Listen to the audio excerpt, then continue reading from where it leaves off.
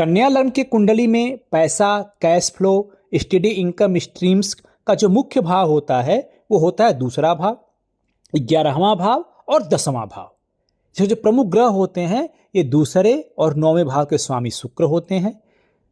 लग्नेश और 10वें भाव के स्वामी बुध होते हैं।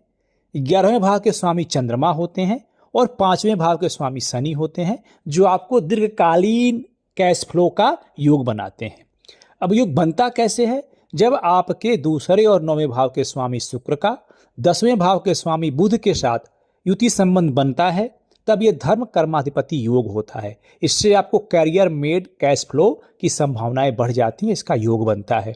जब आपके 11वें भाव के स्वामी चंद्रमा शुभ होकर के दूसरे भाव में, 5वें भाव में, 9वें भाव में या 11वें भाव में बैठे हों या इन भावों के स्वामियों के साथ दृष्ट हो रहे हों, तो आपको नेटवर्क और रिपीट इनकम का योग बनता है। जब शनि 5वें भाव के स्वामी का 11वें भाव के स्वामी चंद्रमा के साथ युति संबंध या दृष्टि संबंध बनता है, तो slow but stable income, stable आय की प्राप्ति होती है और दीर्घकालीन नगदी प्रवाह बनता है। अर्थात आपको एफडी कर रहे हैं, उससे आपको एमआईएस या रिकरिंग इनकम, इस तरह के इनकम आपको प्राप्त होता है।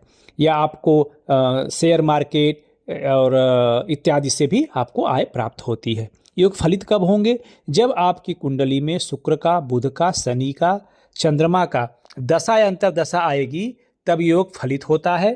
और अगर गुरु गोचर में दूसरे या 11वें भाव में जाते हैं, तब भी योग फलित होने की संभावना बढ़ जाती है। या शनि अगर आपके 11वें भाव में गोचर कर रहे हैं, तो आपके रिकरिंग इनकम में उछाल आता है।